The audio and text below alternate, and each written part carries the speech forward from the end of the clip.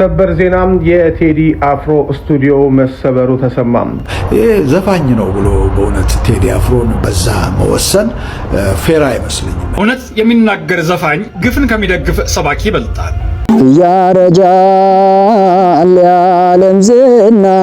ሰላም የተወደዳችሁ የዩዋስ ቲዩብ ቤተሰቦች እንደምን አላችሁ? በአዲስ መረጃ ተመልሼ መጥቻለሁ ማለት ነው። የአርቲስት ቴዲ አፍሮ ስቱዲዮ ተሰብሯል የሚባሉ አዳዲስ መረጃዎች ወጥቷል። እነሱ መረጃዎች ማስመለከታችሁ ነው የሚሆነው። ሰበር ዜናም የቴዲ አፍሮ ስቱዲዮ መሰበሩ ተሰማም። ታጣቂዎች ሰብረው በመግባት ሙሉ ንብረቶችን ይዘው እንደሄዱ ምንጮች አረጋግጠዋል። የቴዲ አፍሮ ስቱዲዮ በአዲስ አበባ ሲኤምሲ አካባቢ አዲሱ የኮንቬንሽን ህንፃ አካባቢ የሚገኝ ሲሆን እዛም አቦጊዳም ስቱዲዮ ሃና ለ የሚል ቴዲ እንደቢሮም እንደዚሁም ደግሞ አዳዲስ ስራዎችን ለመፍጠር የሚጠቀምበት ስቱዲዮ አለው። በዛ ስቱዲዮ ውስጥ ከስፒከር እስከ ኮምፒውተር ሁሉንም ነገር የማቀናበሪያ መሳሪያዎች ወደፊት የሚወጡ ስራዎችን ጭምር ሰብስበው መውሰዳቸው ነው ምንጮች የገለጹት። እንደ ምንጮቹ ገለጻ እነዚህ ታጣቂዎች የመንግስት የታርጋ ያለው መኪና መያዛቸውን እንደዚሁም ደግሞ የአንዳንዶቹም የፌዴራል ፖሊስ ዩኒፎርም የለበሱ እንደሆነ የገለጹልን ምንጮቻችን ወደ ህንፃው ሲገቡ የህንፃውን ጥበቃ ደብድበው አቁስለውት እንደዚሁም ደግሞ የተለያዩ ጉዳቶችን አድርሰው ስቱዲዮን ሰብረው ገብተው ሁሉን ነገር እንደወሰዱ ነግረዋል። ጉዳዩን መረጃው እንደተመለከታችሁ ነው። ስቱዲዮ ውስጥ በመግባት ኮምፒውተር፣ ስፒከር እና ሌላ ጽሁፎችን መውሰዳቸውን ተመልክተናል ማለት ነው። መረጃውን እየተከታተልኩ ማደርሳችሁ ነው የሚሆነው። እስቲ አንድ ፓስተር ስለ አርቲስት ቴዲ አፍሮ ዘፈን ወንጌል ነው ሲል ተናግሯል። እሱ መረጃ ተመልክተን እንመለስ። ዘፋኝ ነው ብሎ በእውነት ቴዲ አፍሮን በዛ መወሰን ፌር አይመስልኝም። እኔ ፌር አይደለም። በየአልበሙ ያሉትን መልእክቶች ደግሞ ስትሰሙ ወንጌል ናቸው። ወንጌል ማለት ያ ነው። ስለ ፍቅር ያሸንፋል። በቃ ፍቅር ማን ነው? ፍቅር ኢየሱስ ነው። ፍቅር እግዚአብሔር ነው። የወንጌሉን መልእክት ነው ይሄ ወጣት ሲያቀርብ የኖረው። እንደተመለከታችሁት ነው። ፓስተሩ ያሉን ሰምታችኋል። የቴዲ አፍሮ ዘፈን ወንጌል ነው ሲል ተናግሯልና እዚህ ላይ አንዳንድ ነገር ማለት እፈልጋለሁ።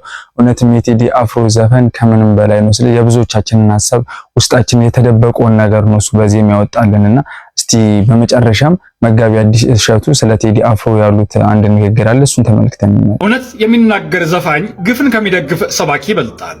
ዘፈን ኃጢአት ነው የሚል ሰው ከዘፈን የከፋውን የሰው ልጅ መከራና ግፍ በደል ዝም ብሎ የሚመለከት ወይም ደግሞ የሚደግፍ ከሆነ እሱ ለሆዱ ያደረ ምንደኛ እንጂ በፍጹም እውነተኛ የክርስቶስ አገልጋይ ሊሆን አይደለም።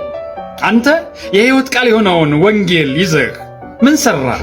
አጣመህ ጥላቻና ዘረኝነትን እየሰበክበት ግፈኞችንና አምባገነኖችን እየደገፍክበት ቢዝነስ እየሰራህበትና እየነገርክበት አይደለም እንዴ?